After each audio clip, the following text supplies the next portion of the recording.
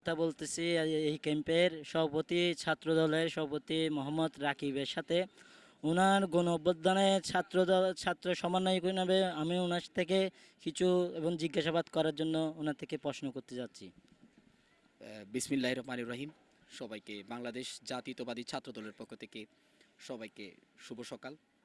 এই যে আজকে ২৪ পরবর্তী যে বাংলাদেশে একটি গণতান্ত্রিক ধারায় যে একটি আন্দোলন, যে গণ উদ্বোধনের মাঝে যে আমাদের মাঝে যারা শহীদ হয়েছেন, প্রথমত তাদেরকে শ্রদ্ধা জানাচ্ছি এবং যারা আহত হয়েছেন তাদের সুস্থতা কামনা করছি।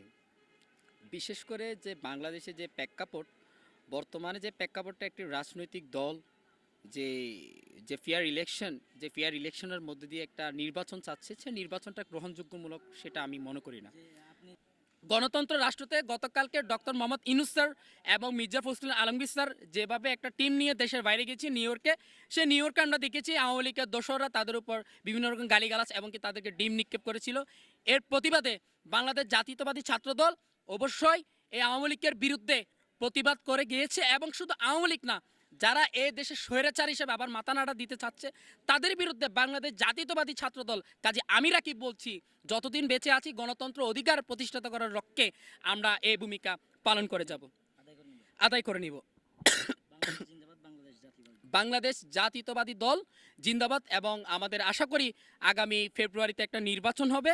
এই নির্বাচনের মধ্যে দিয়ে আমরা গণতন্ত্র আবার প্রতিষ্ঠিত করব। আল্লাহ হাফেজ। বাংলাদেশ জিন্দাবাদ। হ্যাঁ, ভালো লাগতেছে। ছাত্রদলের ভাইদেরকে হ্যাঁ। আমি কিন্তু ছাত্রদলের এই কলেজের সভাপতি। কেমন লাগতেছে? আজকে কিন্তু আমি মাইক হাতে কিন্তু আপনাদের মনের আকাশটা পূরণ করব। আপনাদের কেমন লাগতেছে? হ্যাঁ, ভালো লাগতেছে। অবশ্যই ভালো লাগতেছে। আপনাদের অধিকার আদায় আমরা সবসময় যেভাবে রাজপথে ভূমিকা রেখেছিলাম, যে আমাদের ক্যাম্পাস ভিত্তিক আপনাদের কি কোনো অভিযোগ আছে? আপনাদের কোনো অভিযোগ আছে না। যে ছাত্রদলের বাইরে কি আপনাদেরকে বিভিন্ন রকম মিছিল মিটিং বা এই ধরনের বিষয় কি টাকাটি কি করে নাকি? না। ছাত্রলীগের স্টাইলে যে তাদের রাজনীতি প্রেক্ষাপটটা, সে আপনাদের কি এই ধরনের কোনো অভিযোগ আছে আপনাদের কাছে, বা আপনাদেরকে এখনো কি ডাকা হয়েছে? তো আপনার ক্যাম্পাস থেকে কেমন লাগতেছে? ক্যাম্পাসটা আপনার শান্তিপূর্ণ ক্যাম্পাসটা? অনেক ভালো। শান্তি লাগতেছে তো? ক্যাম্পাস নিয়ে কোনো অভিযোগ আছে? না। আমরা যে দেখলাম এই যে ছাত্র সমন্বয়ক হিসাবে তার যে বক্তব্য শুনলেন, যে ছাত্র আন্দোলন গুম খুন হয়েছিল সেই সময় তিনি রাজপথে ছিল, তার ঠিকানা ছিল রাজপথে, তার রাজপথে তার রঞ্জি অধিকার।